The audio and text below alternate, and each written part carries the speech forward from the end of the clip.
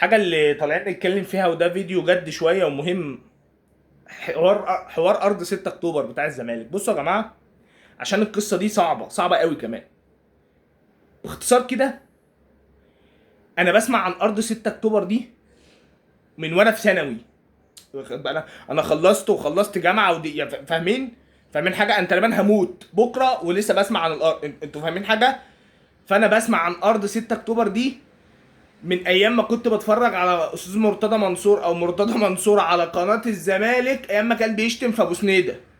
يعني هو كان له فقره كده بيطلع ابو سنيده الخاين العميل اللي مش عارف ايه اللي هدي النادي على عباس على العتال. فاكرين ان انتوا الفتره دي كان له كده قصيده كده بيطلع يرصها ساعه مداخله مع طارق يحيى، واخد بال حضرتك انت ازاي؟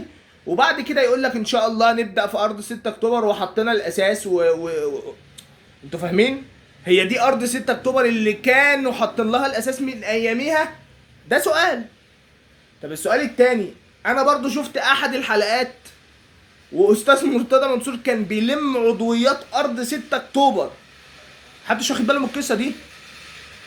طبعا كل ما اجي اصور لازم يبقى في دوشه، لازم يبقى في دوشه.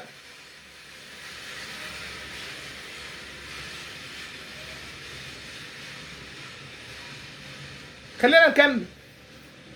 في ارض 6 اكتوبر دي احنا لما نلاقي عضويات يعني انتوا فاهمين حاجه؟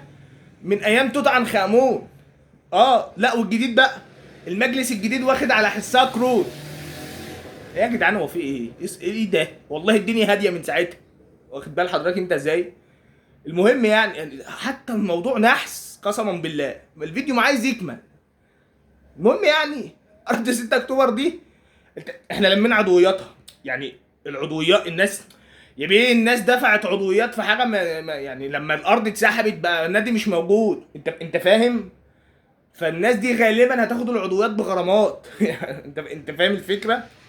واحد اتنين، القروض اللي انت خدتها على حس الارض اللي اتسحبت، انت فاهم هتسدها ازاي؟ يعني انتوا معايا؟ عشان كده لما رئيس مجلس الاداره بيقول لك هنقفل، احنا هنقفل.